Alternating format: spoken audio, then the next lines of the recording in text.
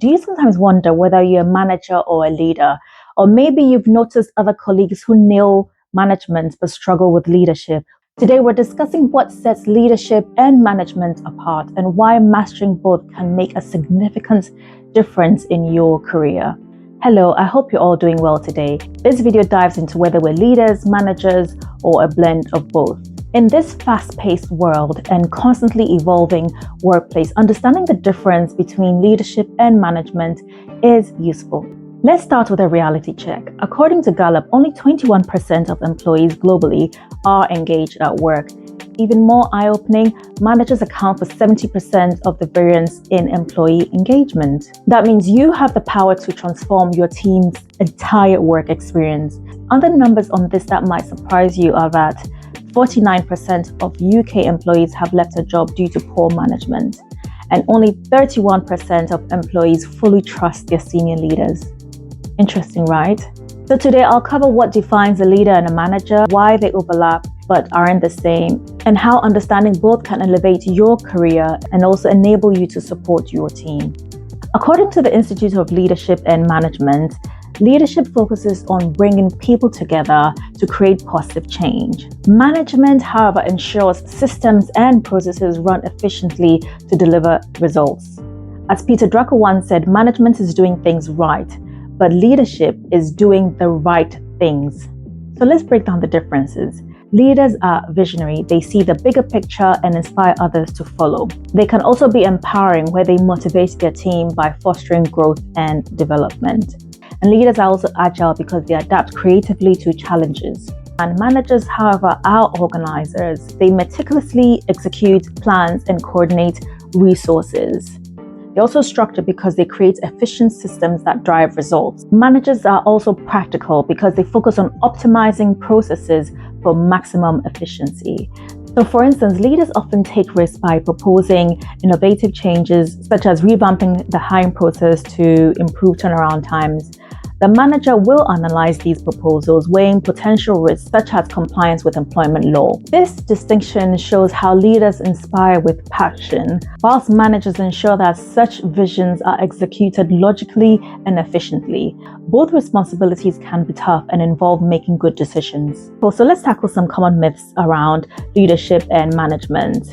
The first myth is that leadership is about bold changes, while management is maintaining the status quo. Yes, leaders inspire change, but effective managers ensure that it's sustainable. The second myth is that leaders are visionaries while managers are taskmasters. Yes, that can be true, but great managers need vision and great leaders must manage tasks. Myth number 3 is that leadership and management are completely separate roles.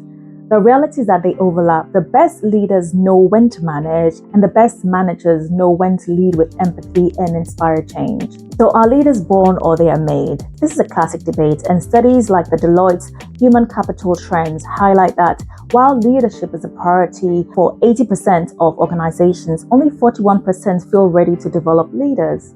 So even though there's a recognition of leadership's value, there's still a gap in the preparation for this. Consider this. Do you think the educational system creates or prepares us to be managers or leaders? Share your thoughts in the comment section below. My thoughts are that the educational system often emphasizes routine and conformity, which leans towards building managerial skills and not necessarily leadership traits. For many successful leaders such as Stephen Bartlett, they had to do things outside the box, which was outside the norm of what maybe the school education would have taught him. So this may indicate that they were born leaders. However, I'll throw in this story from Ghanaian history. Yaa Santua is a popular, fearless leader in the Gold Coast resistance. Yaa Santua was a skilled farmer, and then she was appointed as Queen Mother. Whilst other leaders were scared of the British and their attacks against the Ashanti Kingdom, she stood her ground and rallied the troops fighting against the British, where she was then recognized as the commander-in-chief for the Ashanti army. And according to Black Past, Asantewaa proclaimed that if the men of the kingdom would not defend the people, then the women would rise to the challenge. This both inspired the men and challenged the traditional gender roles. And this story shows how she defied the norms and was able to protect her people. Unfortunately, she was captured, but she is forever a symbol of strength and leadership. Her case brings both arguments together because she had a connection with the Ghanaian royal family, but then she rose to the occasion and developed her leadership skills from being a skilled farmer. So my take is that it may be more natural for some when it comes to leadership, but it is a skill that can be developed, that can be learned and developed. And now let's talk about good versus bad leaders. Just because you're great at leading does not mean that you're a good leader.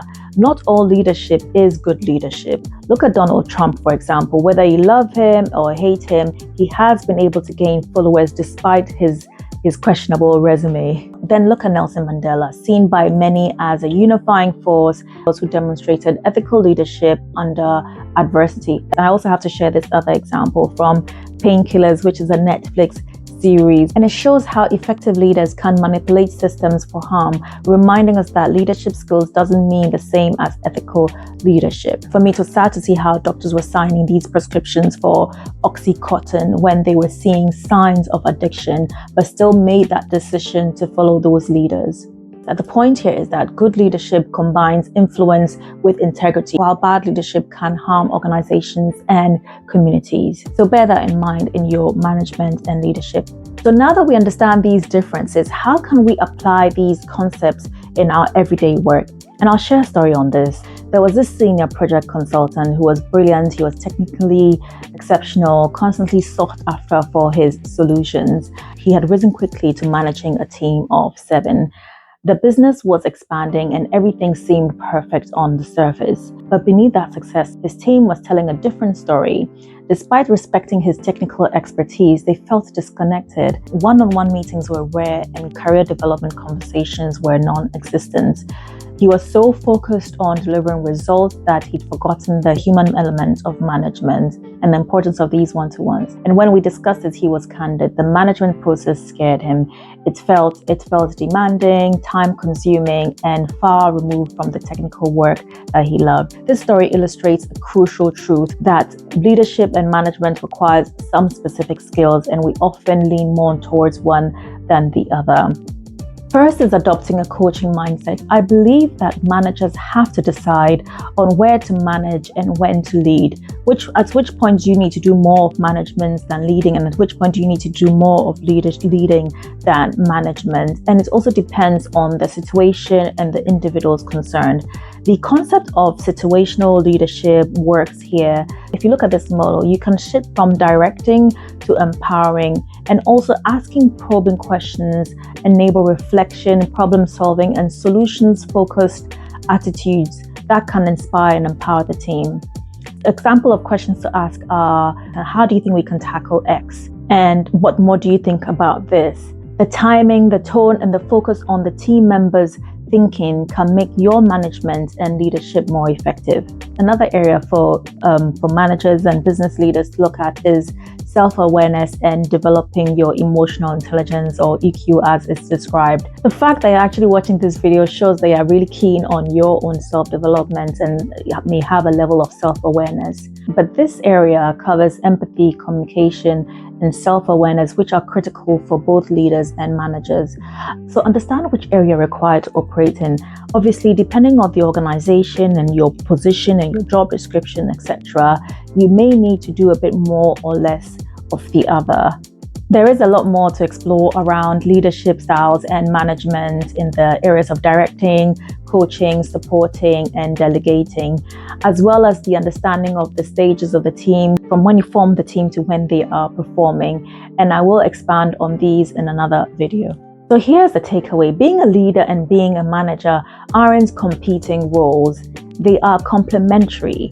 The best leaders understand when to manage, and the best managers lead with empathy and vision. So it's about knowing when to wear each hat and bring out the best in your team. The truth is that we need both skills to thrive in today's workplace. Leaders inspire, managers organize, and together they drive results. So what's been your experience with leadership versus management? And what do you think about what I've just shared?